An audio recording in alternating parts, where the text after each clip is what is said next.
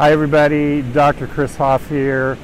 Normally this would be a kitchen table talk, but I'm at the beach. We're approaching the end of the year, often a time of reflection, and when I do reflection, I like to come down here by the water.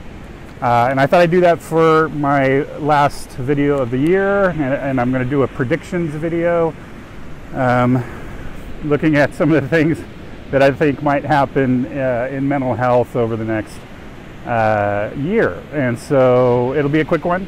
I have 1, 2, 3, 4, 5, 6, 7, 8, 9, 10, something like 10 predictions, and I'd like to share them with you now. So my first prediction for 2022 is that there will be a tech fallout. What I mean by that is that online therapy providers, there's too much competition. They won't.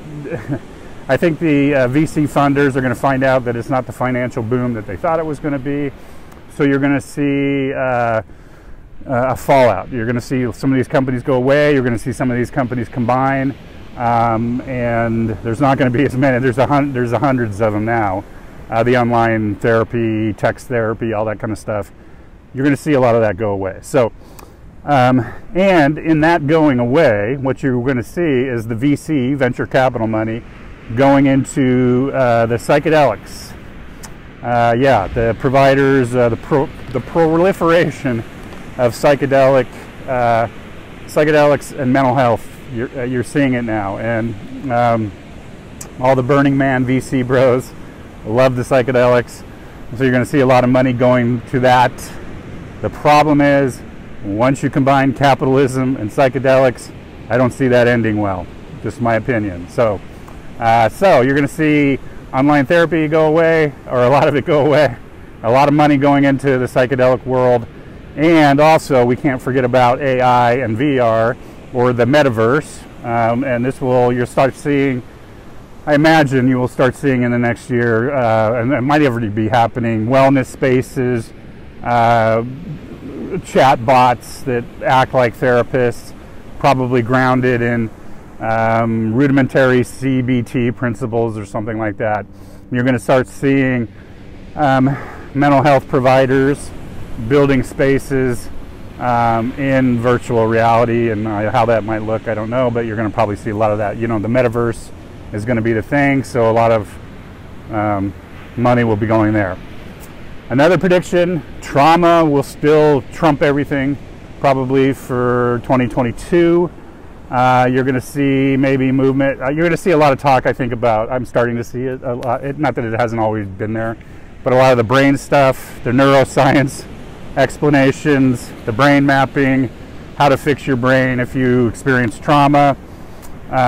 So you'll probably see a lot of trainings in that area.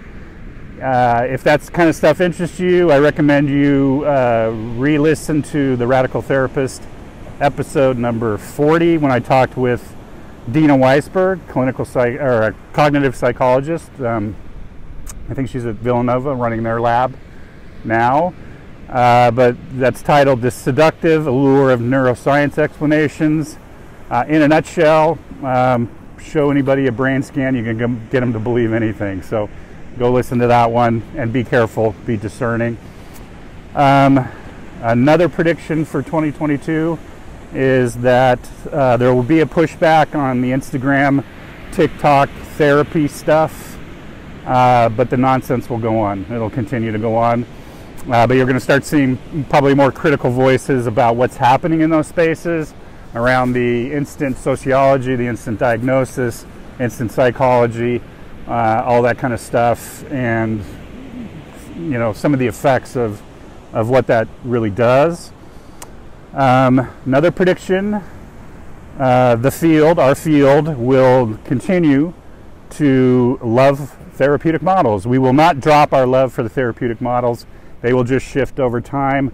One of the things that I'm noticing is that a lot of my friends, colleagues, etc., that were into Sue Johnson's EFT, emotional focused therapy, are moving to other therapy models like internal family systems.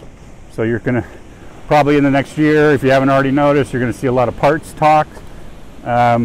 Even my own therapist adopting IFS principles. I love my therapist, so I will forgive her for that. But she still asks great questions, and she's awesome. So, well, whatever. But we will, the models are, and even though, that's not what makes for effective therapy, we do need a structure and a delivery system for the factors that do make up for effective therapy. And hopefully your model is something like that. I like to think mine is, but we will not drop our love for the models because, well, you can sell trainings for them, that kind of thing. Another prediction for 2022 is greater cooperation between therapists. There's just such an overload. There's just such a demand right now. You're seeing it in my area here in Southern California. I think you'll see greater referring to each other, greater collaboration between therapists, which I think is a great thing. Another prediction is in this environment, in this mental health, this shadow epidemic that we have around mental health. We have COVID-19, but we also have a shadow epidemic in mental health. If MFTs are not recognized as eligible Medicare providers in this environment, it's not going to happen. So, marriage and family therapists, I know you've been fighting hard to become Medicare providers, and it's looking like it quite possibly can happen soon. But if it doesn't happen, it's not going to happen, and not in this. If it doesn't happen in this environment, it's not going to happen. So, that's a prediction. Another prediction I have: people will begin to forego graduate education, psychology, therapy, clinical graduate education in favor of coaching or wellness consulting. And the reason being, it's a factor of multiple things. Why spend the money on kind of what is now becoming a subpar education if it's all on Zoom, But I think people are moving away from that. But also, why spend the money when, everybody's an expert nowadays on Instagram and TikTok, and celebrities are now, everybody's a mental health expert. Everybody has an idea about it. So our professional designations are having less and less importance in the marketplace.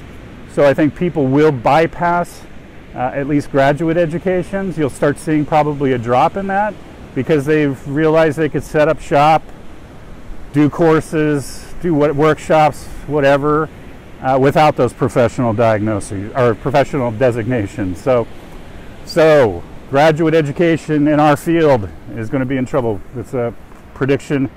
And my final prediction is that certifications that often have no real world value will be continued to marketed to therapists to plug the holes in what our graduate programs don't cover. Right? Our graduate programs, they're still running 1970s, 80s curricula. Most of it has no real value in the real world.